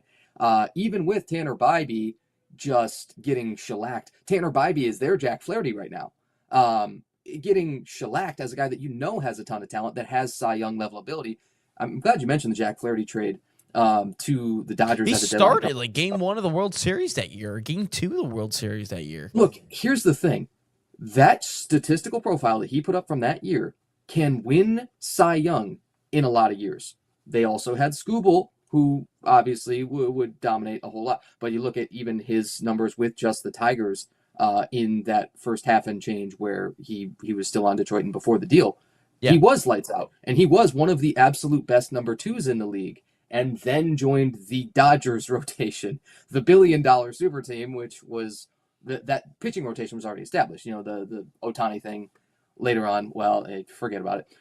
But the pitching rotation was already established, and then you slot in a Jack Flaherty, and you're like, oh my goodness, we got Cy Young level production from a really cheap acquisition. And then the Tigers prospects that they got back out of it, well, then they made something of it. But the point being is decisions are made earlier on before the deadline than people want to admit sometimes. And it is likely that will hamper any Tigers, call it a comeback effort, call it it will almost feel like a last gasp. If they're not at least at 500 to get to the trade deadline, it will kind of feel like that last gasp. And if they're below that, then I think that it gets kind of blown up. I think that. So I want to ask another question here. Who is this Tigers core? Because I don't think we really have a core anymore. Is it Riley Green, Torkelson? Well, Kerry Carpenter? That one's obvious. The good news is the Riley Green one is obvious. So who's in our core? Who are the Detroit Tigers core? Because I think it's going to be what? McGonigal, Riley Green. Is that it? Colt Keith? He hasn't had a home run yet. Like, I don't know. Dingler? Is that our core? Because I don't see a core right now. I just see a bunch of random players slotted into random spots, and then we have Skubal. Like, Skubal's just at the top of it, because if I'm looking at it, I don't know if I still don't think Skubal's here, and I feel like if I'm a Tigers front office person or a fan, I want Skubal probably traded because I don't see him coming back here. Like, when does all that happen too? Like, answer me, Tanner, because I know you're a big Tigers guy. When do we trade Skubal, and who is the Tigers core? Because I'm lost on both. The value has taken a hit, and that's not a secret from the surgery. Yep. And even though he progressed, by all accounts, dramatically faster than people thought possible, and was throwing, I believe, off a mound, not even throwing from flat ground like a week post-op, I still think that the value takes a big hit on the open market. The issue with trading for him, no matter who chooses to do it, is you have to know that you can extend him for something like 10 years, for something like the richest contract of all time for a starting pitcher, even if that number's gone down from this injury, which it certainly has, right? People are going to already see him as damaged goods, and he has had a Tommy John, and he has had a flexor tendon surgery with, less than 1,000 big league innings, I'm tempted to say, under his belt so far. Now, it's been two of the most dominant seasons of all time strung together, but 810 career innings to this point, right? At the age of now 29, that is not a lot of innings, and we know that the 3,000 innings guys are about to be gone forever. That's about to be literally an extinct breed because of chasing velocity, because of arms just falling off from doing that and trying to be too nasty and trying to be too wicked and max effort whatevers, right? I expect that it's not at the deadline this year, and I know that that's going to be the talk of the entire league, as it pretty much was last year. It was a huge talk at winter meetings this year, which I like to follow a lot, and I previously had a Variety Sports Talk podcast where I really focused on those winter meetings a ton, and I was watching everything to come out of that. Really, I was absorbing it. I really expect that Skubal does not go at the deadline this year, but it's going to be much harder at next year's winter meetings to see that doesn't happen. I think it's almost easier to make high-profile moves then than it is at the deadline, because those aren't clouded by the knee-jerk reactions of, well, we're 10 games under. Doesn't matter that he's the best pitcher. We're 10 games under, and so we need to sell off right now. It's much easier at the winter meetings to make a very much like club future altering decision at winter meetings. And I think people maybe don't realize that. And also, markets are reset very, very often at that point. So it just makes sense that Skubal would go then. Again, when you trade for him, you then must extend him, because that's what everybody You have to. and that's what everybody is forgetting is, well, at the deadline last year, they were saying, oh, well, so he'd have to get that deal right away. No, because he was under contract through this year, right? And he is not, I suspect he is not negotiating that massive mega deal that, again, will probably set the all-time record for a starting pitcher. Ohtani doesn't count. It's sort of Yeah, kind he's of a counts. unicorn, though. You Ohtani can't- is what he is, right? He Yeah. is what he is. Otani's in a class of himself. He's there's like there's classes, and then there's just the Otani class, because no one can do that. I know. But I don't suspect, my point, I don't suspect that they are in the middle of this season in May when he's trying to still come back from this injury. I don't expect that they're negotiating that long-term contract and talking hard numbers, and that Scott Boras is at the table with them now at all. I think that is highly unlikely that they'd try and get that done in the middle of the season to sign him back to Detroit. What would it take? I still think that 10-year range is so unwise, and it's more and more unwise every day that he, ages. Sign anybody through an age 39 season, and I personally guarantee you they're going to regress. That is just how it works. Even with Justin Verlander, that happened in Houston, and it wasn't 10 years, obviously, that he got, because he left Detroit at, I think, 33. But guess what? Some of his most amazing performances of all time happened in Houston, right? I mean, he threw another no-hitter there. He won a Cy Young with a 1.8 ERA, and added to all these career totals and hit most of those important career milestones with Houston. Hurts me to say, but it's true. And Skubal is younger than that, but I just don't think 10 years is ever the right thing to do. So maybe you crank up the AAV, that average annual value, and the 5 to 6 year range makes a lot more sense. You give him the ability to sign that third contract that takes him into retirement afterward, and you, of course, spread it out. You, of course, defer money, because I think that is just that has to happen in order to make a deal. In order to make the deal that he deserves and that he requires happen, I think you have to defer some of it. There is only so much liquidity even available at the major league level. There's luxury tax that you don't want to hit, and the more that you stay in those luxury tax, I don't know if you ever looked at the breakdowns of those, but the longer that you stay in each luxury tax bracket, the more it costs you. Yeah. And it's unadvisable. There are ways to move the money around. There are ways to make the magic happen that are much, much smarter, and teams have figured it out nowadays. My best guess is the Yankees are always going to be in play. The Dodgers, I can't see that happening, because I think that there is just a physical limit to, for one, they were already rocking with some 6-man rotations last year. It's like, okay, there's only so many guys that can fit into a rotation. Don't necessarily expect the Dodgers to be in play. The way the Rays are playing this year, if the Rays end up becoming I want to say, I mean, they're obviously a championship contender right now, but if they win a World Series or get there, if they win the American League, I think the Rays are going to be a legitimate contender. They're always way under on payroll, and I know they're in the 20s this year.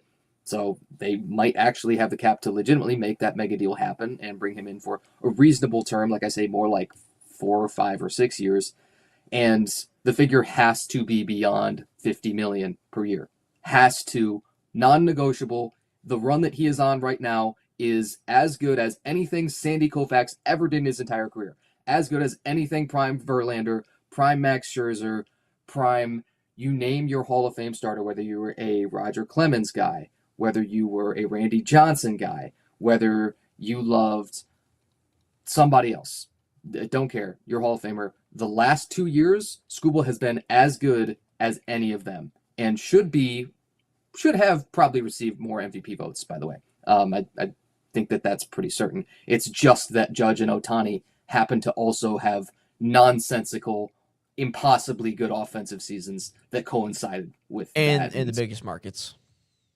Yeah, that doesn't hurt at all. Being a Yankee and a Dodger helps a ton.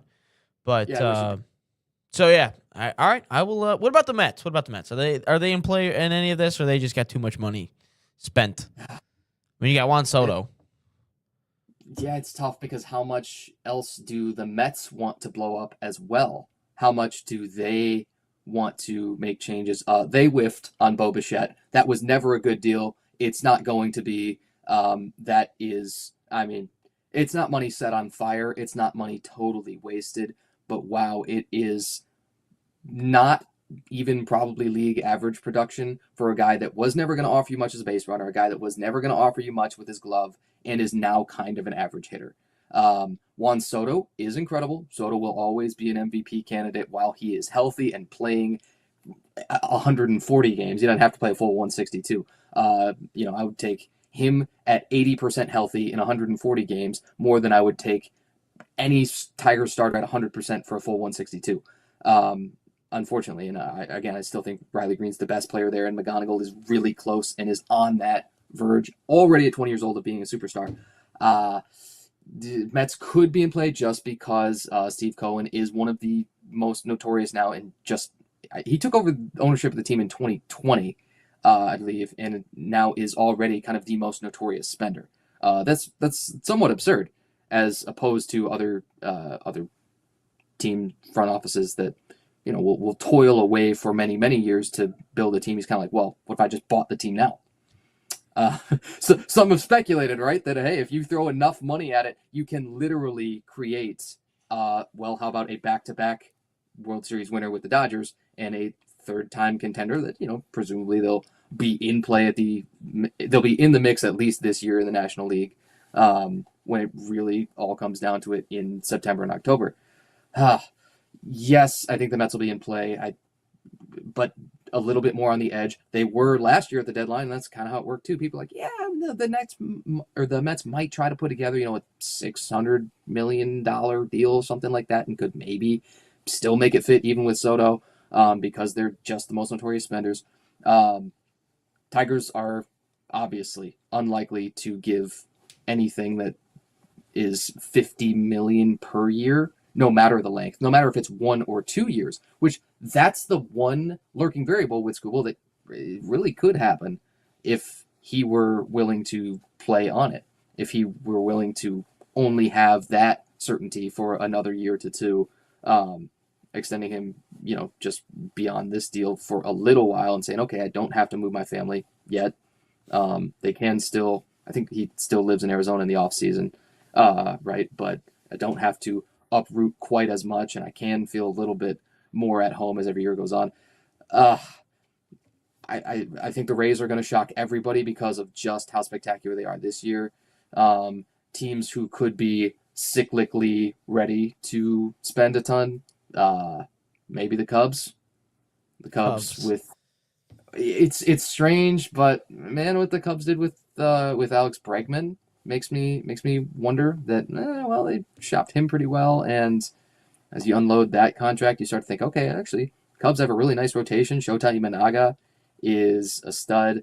I don't want to say the Astros in play. The Astros, but they're going to have an old core where Yordan Alvarez is, an MVP level guy right now, but probably won't end up that way. Probably will regress. Altuve is probably going to hang it up, who knows, 2-3 years, and will diminish more by that point.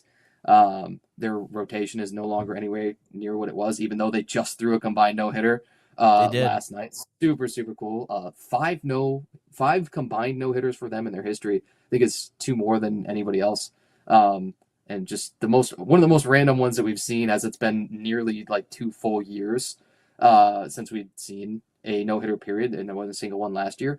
I did see that. Yeah, I see that cyclically the Astros could be ready to spend again. They might say, we expect ourselves to, always be in that, at least, winning a pennant or being in the ALCS. We might want to start spending again to get back to that point, because I don't think that with their current team they have that they'd make it happen. So if that's like a big five, then you'd say, okay, technically the Tigers are on the very furthest outside edge, Astros, Mets, and then kind of Rays and Yankees. To think that it's two AL East teams as if that division wasn't good enough, yeah, it probably could be. And the recency bias of if the Rays, again, make the World Series or get close this year makes you think that, oh, they are the place to go. They'll be the top free agent destination.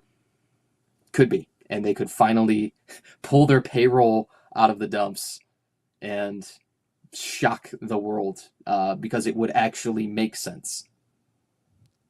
Yeah, and what's shocking is I mean, the Tigers have a 11th or 12th highest payroll in the MLB right now, and man, it just looks bad. It's almost like we had a bottom 10 payroll and we were playing better. So that's definitely a little bit. But the Mets too. The Mets make me feel better that they are sure. But we just talked about the bare the Dodgers. minimums, and it's like I don't want to be the bare minimum. The Mets are damn near the bare minimum. It feels like in terms of everything. But we're gonna step aside here for a quick second. We will just crap on the New York Knicks and tell them that they're not going to win the NBA championship despite everything that has gone on their way. But yeah, we'll step aside here on Inside the Game 293.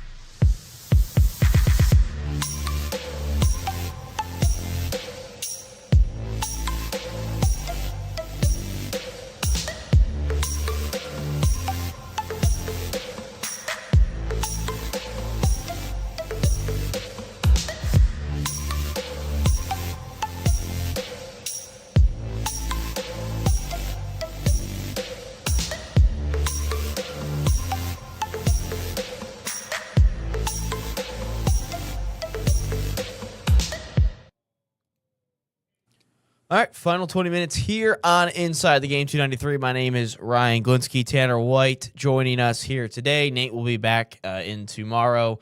I don't even know where he's at. He's somewhere in the woods. He likes his trees, I guess, on the west. That's like such a west side of the state thing. Is like you guys like trees more than us? Like, don't you guys have a saying like we have more trees than people or something like that?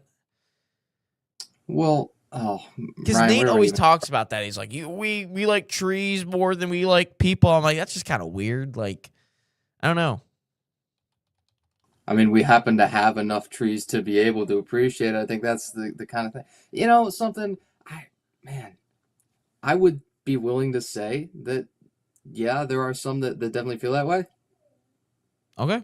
All right, then. Well, because he always talks about that, like, yeah, we like trees more than people. It's like, I mean, I guess trees are cool, I guess, but, like, then they create more, like, leaves on the ground and stuff, and then you got to trim them, and then, I don't know, it just takes a lot of work to maintain trees. But, yeah, anyway, from the west side of the state, Tanner White, in the Kalamazoo area, there's a school over there somewhere that I'm not I dare not mention.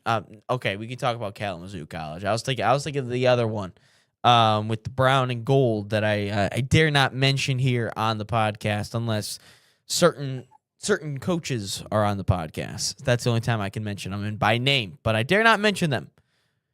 But anyway, the Knicks for the first time since 1999.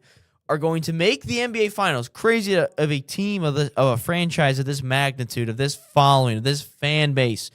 Spike Lee also has got a little bit of him, and I got a little bit of common. He's an Arsenal fan. I'm an Arsenal fan. That's really about it. That's the only nice thing I can say about the Knicks.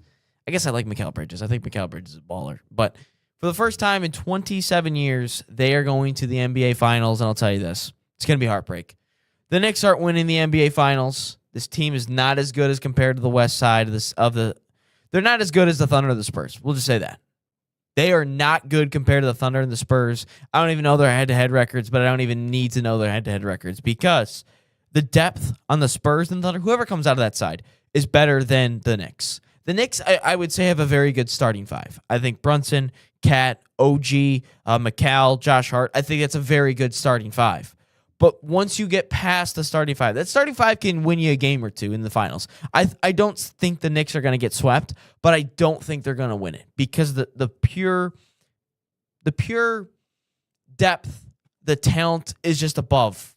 When you have guys like Dylan Harper coming off your bench, that's way better than anything. Landry Shamet, that's who's coming off the bench for the Knicks. That's who you're telling me is coming off the bench for the Knicks? No. The Knicks aren't winning it. On the pure fact that, they're just not that good. Brunson is not going to get the whistle he's going to get in the finals, especially if he's playing the Thunder. Shea's going to get that whistle 100 times more than the way Brunson's going to get that whistle. But the Knicks aren't winning anything. And it's so awesome because they're going to make the finals finally. They got that monkey off the back. It was cute. But you're not winning anything. You're not. Because I look down that roster. I look down that bench. And it just doesn't. It's just not good compared to the Spurs and the Thunder. I don't think you're saying anything revolutionary. Here's the thing. The Knicks have played this way for years since they put this core together. They rotate, quite literally, less than anybody else. They have always had, for the last 3-4 years, their starters play the highest proportion of minutes of any team in the league. Good news is, that puts them in fantastic shape. I think that's underrated for them, and they don't gas out probably the way that you might expect them to based on that. You know something? Cat looks like he's supposed to now. I mean, he's truly the kind of everything big, right? So he scored 20 plus a game this year. He was second in the league in rebounds. I think overall, only to Jokic. He can still drain a three. He's always been unique physically. 7-footers that can shoot, they didn't exist 20, 30 years ago. They really didn't. And now Cat is you don't want to say the unicorn, right? Because that was Kristaps Porzingis' nickname. I know Porzingis is still around. Tingus Pingus, right? Never forget. He's still around. He just has never good team. Yeah, and hasn't been the same level of player as Cat even. But Cat's hitting his stride at a very, very good time. And the last part that's mostly for his career been missing is, okay, can you defensively be the center? Can you, create a black hole around the rim? Can you stuff shots? Can you deflect shots? Can you, get tips? Could you guard other positions, right? Can you guard an opposing 3 or 4 and, keep them just as quiet? Now, do I want Cat guarding Wemby in the finals? Absolutely not. But if it's torched, well, that makes him and everyone else literally that's ever played against him. However, if it's Cat and Chet Holmgren, I think that's much less a mismatch. Yeah. Chet has really struggled with Wemby already this series. He's struggled tremendously. Yeah, that's no secret. And then on the other side, you have to ask, okay, his both his defense and his offense, the matchups that Cat would face, it's not lopsided. And there are other ways in which, okay, of course, OKC on paper is just simply the better team, and I think we know that. I think both on paper. Spurs too. Because I think this series is gonna go 7. I think the only advantage I can give the Knicks right now is the fact that they're gonna have some much needed rest. I think they're gonna have a week off to stay fresh. That's the only thing I can truly say about the Knicks that I can give them a slight edge. But it just feels like when it comes to the Knicks that I don't know. I just don't think that they are equipped to go a 7-game series with the Spurs and the Thunder. And I think Wemby is just going to be a different beast against them. That's the only thing I can truly say about them. And I don't think the East is particularly that good because, I mean, the 1 and the 2 seeds got eliminated before they even played. But I don't see a place. I don't see a path where I think the starting 5 of them is going to win a game or 2. I believe that wholeheartedly. But I just don't see over 7 games because I think because again we can talk about the depth or not the depth the minutes and the usage and they don't gas out whatever. But playing against these guys for 7 games is way different than playing Donovan Mitchell, James Harden in 7 games, and VJ Edgecombe and Joel Embiid for 7, and then what? Jalen Johnson and all those in the Hawks in 7 games. I think it's a completely different story. But if I'm putting the Thunder and the Spurs out there against the Knicks, I just think the depth, they can attack you so many different ways. And I think it's going to make, because I think eventually, I mean, if Cat were to go up against Wemby, it's not going to be, he's going to get switched on time and time again. Like there's no way that Mitchell Robinson's going to go on Wemby. So I just don't see, because the Spurs, I think the Knicks technically beat the Spurs twice this year. And then the Thunder swept the Knicks, I think. I think that's how it goes. But I don't know. I just can't see a place where the Knicks win. I can't. Like, it's difficult to tell. But I don't think the Knicks are winning this thing. I think depth, the fact that they have more, I think I like their superstars better than Brunson and Cat and all those guys. I guess another big question is Jalen Williams. Is he going to be healthy or not? But I think the Spurs it's going to be the Spurs versus the Knicks. And I think the Spurs are going to take care of the Knicks. And then I still think the experience thing plays into a factor if they play the Thunder. But no, I don't know. I just don't see a path where I think Wemby's just going to be a different animal. I think he's going to put up 40 and 20 like he did against the Thunder. That's unrealistic. I don't think he does that. But I just don't see a place where the Knicks. I don't see a universe. We can go all the different multi-universes out there. But I don't see a place where the Knicks defeat the Knicks defeat any of them. I don't.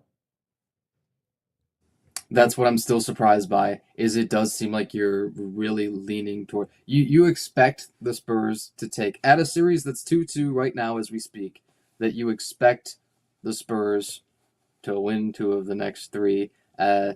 There's a time when you're at the end of your rope. There's a time when your luck runs out. When you've been on the somewhat improbable run that the Spurs have to even get it here to 2-2. I mean, They just blew out. They just blew out the Thunder. So that's why. And the fact is, I don't know if Jalen Williams is going to play because he's such an unbelievable defender. And then plus Hartenstein has struggled with Wemby. Chet has struggled with Wemby. Barring injury, I think the Spurs will take the series in 7. I think barring injury, I think the Spurs will take this series in 7. I just don't see a way where the Knicks, or I just don't see, if Jalen Williams continues to not play, I still think the Spurs will win, and I think the Spurs will take care of the Knicks. That's, again, a lot of things have to get to that point. Obviously, the Spurs have to win the series, but I still believe that they're going to win the series. I think it's so tough to count out a team that's won 10 straight playoff games. Sure.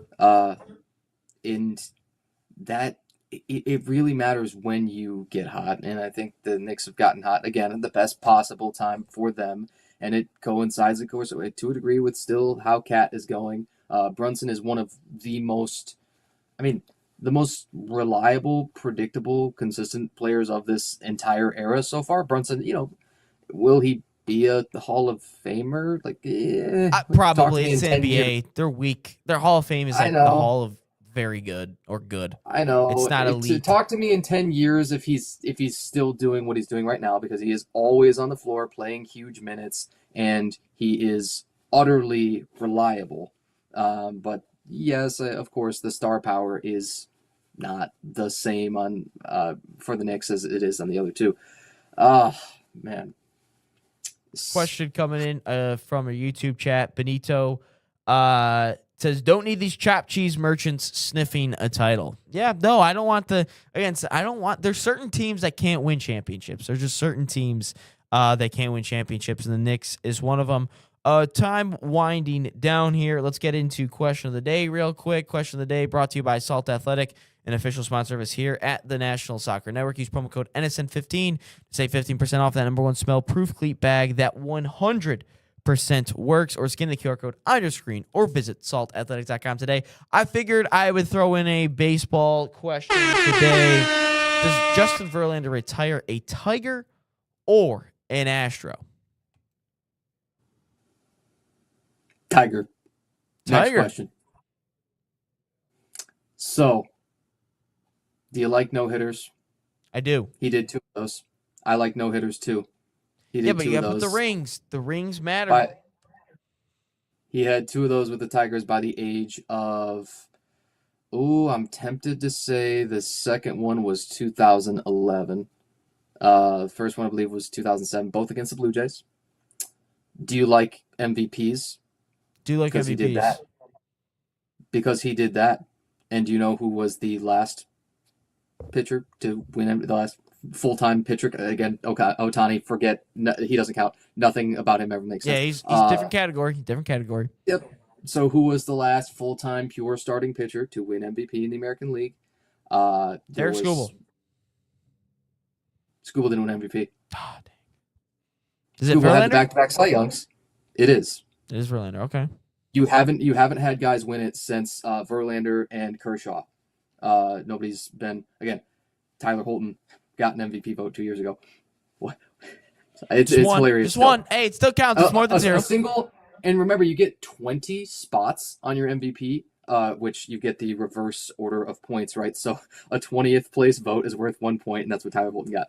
But yes, still no one counts. has won. Still more than 0. Agreed. No one else has won pitcher. Pitchers have not won MVP since Verlander and Kershaw. If you like the Cy Youngs, guess what? 2 of those, obviously, one coming in the MVP season, as you might expect. He is well up the franchise leaderboards for a franchise that debuted in 1906. In everything, in every single. But what about the rings? He's got rings. To. He's got championships with the Astros. That's the biggest goal, is winning a ring, and he's got 2 with the Astros. He's got 0 with the Tigers. He's been to the World Series twice, but he hasn't won a game with the Tigers. We got swept both times. Man, we have shellacked, might add, in both World Series appearances, and frankly, is not, when you really look back at it, not remembered particularly fondly for postseason moments with Detroit. Kershaw had plenty of postseason struggles with the Dodgers too, and then happened to go out on back-to-back rings, and so it's really hard to complain from his side. But absolutely, unequivocally, with zero doubts in my mind, he must go in as a Tiger. I am certain that the player always makes that determination, right? I'm certain that that is a personal choice. He undeniably, too, has a further connection to Detroit. He feels more at home in Detroit. The Detroit fans, I think, are, because of the whole stretch that unfurled after Verlander left and kind of that entire core that went to the World Series with the Giants in 2011 or 2012. 2012, I think is when we made it. Yeah, and got positively swept, got embarrassed, right? With that team that should have won multiple World Series at that time. There's no denying that. It's another big what if. Absolutely. And then the team has, for many, many years after that, fell on hard times. And they once challenged in 2019 for the worst regular season of all time for a while. That team was 47 and 114. And fun fact, they only played 161 because they were rained out on the final day of the season. And that was... They would have lost anyway. They would have lost regardless. Right. They literally said, just let it go, guys. It doesn't matter because it was so unimpactful to standings. They endured absolute torture until literally 2024, pretty much from the time that Verlander left, right? Over a decade of just mostly pitiful play with a handful of bright spots sprinkled throughout. Cabrera had 2 more-ish productive years. Miguel Cabrera is my favorite ball player of all time, by the way. I will never not love him to death, and I think he's one of the greatest hitters that's ever lived. But, of course, he fizzled shortly after that point, too. And there were just so many no-name full lineups, so many no-name full 26-man rosters that they ran out between then and when Verlander left, that I think he was literally one of the most impactful players of all time for a franchise that's been around since 1906. There is zero argument, in my opinion, that he would even consider going in with the Astros. I know his finest season did not result in the MVP, but it was the Cy Young with the Astros with the 1.8 ERA. It was one of the, more dominant seasons of all time, and he was already pushing 40 at that point. But then the injuries happened, and they cropped up, and so he even fizzled out really in his time with Houston. And then the Mets, that technically happened. Technically, he played for the Mets. Same thing with Max Scherzer. Technically they were on the Mets roster and pitched together, but and then the Giants, and he wasn't actually that bad last year. He was truly above league average, and I think ERA plus would even show that.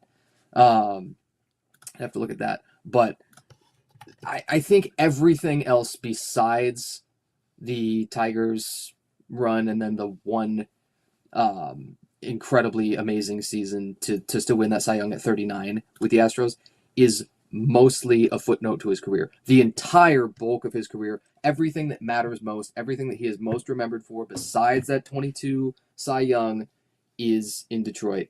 And no, I don't think that he was the biggest factor. I don't think that he was the driving force behind the Astros championship teams. I think that every single year they expected to go to the World Series because they built World Series rosters around, yes, a pretty good rotation, but the entire infield was slugging. Especially they nailed the outfield. I mean, Yordan Alvarez was one of the best young hitters when the moment he touched the scene. I cannot in any way say that there's a chance that he goes in as an Astro. I think this is automatic, and it was frankly automatic the moment that he left Detroit. He was already a Hall of Famer, I think, at that point. If he plays only the 13 years, then hangs it up at that point, I think he would get it in. He would get in the Hall of Fame on kind of the Koufax rule, right, with peak dominance, and then he hasn't hurt that resume. He hasn't added everything to it that he would like to, right? He's not at 4,000 innings, he's not at 4,000 strikeouts, but he has not hurt that resume because he did add a Cy Young and added a no-hitter as he got advanced in age. And changed his pitch mix up as everybody does, right? They rely less and less on the fastball as they get older, and they just throw not quite as hard, right? He's not going to probably throw 100 ever again. Doesn't matter. He's still Justin Verlander, and that means that he belongs in the Hall of Fame as a Tiger, and so that means, you got to retire with the Tigers. All righty then. Well, right on the buzzer there, Tanner. 11 o'clock. All right. So, and the mic drop. Anyway, Tanner, we really appreciate you here today on Inside the Game, episode 293. Any final words before we head out from you? Definitely looking forward to the World Cup. Would you say we got 16 or 17 days? Yeah, 17 days. Yeah. So, hey, go get your tickets now. I hear they're coming down a little bit. Yeah, they are becoming very cheap to watch the World Cup just because, hey, shout out the fans for waiting them out, I guess. Waiting them out to just get them lower. But now you got to start snatching them up as we're 17 days away from the World Cup. Obviously, a Champions League final this weekend for somebody here on the show. I finally can, after Saturday, I can finally stop stressing about sports because USA is not going to go far in the World Cup until college football season is really when I got to start stressing again. But anyway, that is Tanner White, episode 293 in the books. Nate Wengler will be rejoining us tomorrow from somewhere in the woods, wherever he is. But my name's Ryan Glinsky, Tanner White, and until next time, so long. We'll be